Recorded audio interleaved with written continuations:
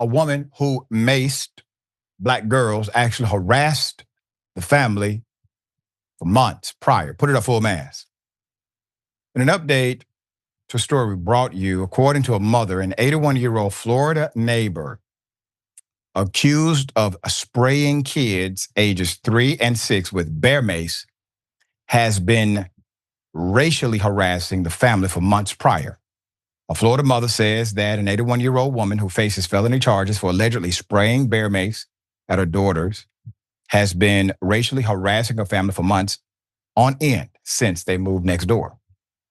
Ada Anderson was arrested last month in Ocala, Florida, and charged with felony battery after allegedly calling two girls, ages 3 and 6, once again, a racial slur. And then she decided to pepper spray them as well. The children were playing with bubbles in their driveway when the incident happened. Their mother, Miss April Morant, stated that she saw Miss Anderson holding a can of mace that she initially thought was a gun. Quote, she was saying something to us, but I wasn't paying her any attention. I thought it was a gun in her hand, and it was the mace, she told WCJB News. Quote, we all know it was mace because she started spraying it. It was like a big thing of bear mace, end quote. The mother, says the harassment began right away. Ms. Morant and her daughters first moved into the neighborhood last November. And she said Anderson harassed them from the very start. She said the 81-year-old consistently called her children names, which the mother told her daughters to ignore. Just ignore it. Quote, I finally heard it for myself like 2 days later. And she called me the N-word, and we don't belong in this neighborhood. And then my other daughter comes out and she's like, oh, look at the whales, Morant said. Everything came to a head with the macing incident, according to an affidavit. Anderson told police that children were running up and down the fence line that separated their house from theirs, her house from theirs, and were yelling at her. She said she sprayed liquid at them, but claimed it did not touch them because they were 40 feet away. Police, however, found a brownish orange liquid on the grass, on the fence, grass, and the victim's property. And the mother and her children also told officers they felt discomfort and irritation in their nose and their throat, which is indicative of contact. Let me say this before I provide the additional information. You have an individual who's in her 80s. She obviously has been racist for a long time.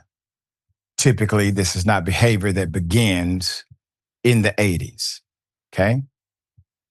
You have a state government that has told everyone that everything black is wrong. Black education, African American studies, diversity, equity, and inclusion. It goes on and on. My point is this. It has a radicalization effect on those who already have the seed of racism inside of them. If you don't have the seed of racism, you reject this madness. You reject it. But if you already have it in you, you connect with it. It resonates to you.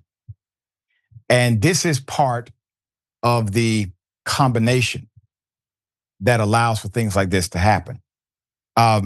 So yes, I believe that state policy, state leaders, and our national policy and national leaders are also to blame.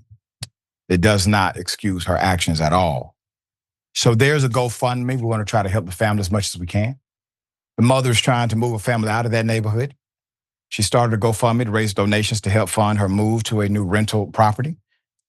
We will include the link in the description, all right? So do the very best you can. The mother issued a statement on GoFundMe, quote, since day one, our next door neighbor has targeted us with nonstop racial harassment, screaming slurs from a porch.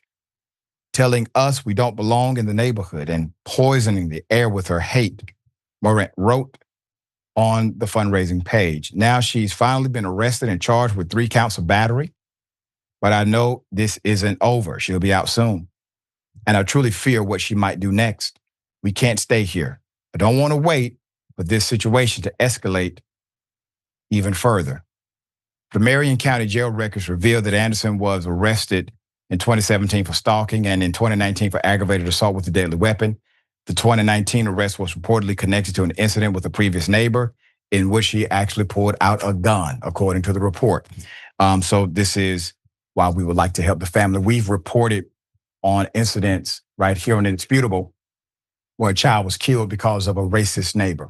We don't want that to happen to these children. All right, Jackson, thoughts here? Yeah, she has been bored for a long time. 2017 was not that long ago. She was in her 70s stalking people, So that's definitely good that she got caught up like this because clearly this type of behavior is nothing new. Obviously, these little girls may never forget this. But at the end of the day, think about how much negativity and spite, this misery you have to be filled with to bear spray some children of any race. What difference does that really make?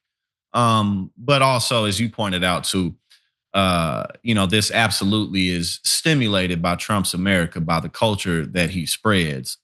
But I think that while we're all, at least, for decades to come, we're going to have to continue to deal with that. I think that unfortunately, it's a part of our tribalistic human nature that we have to manage properly.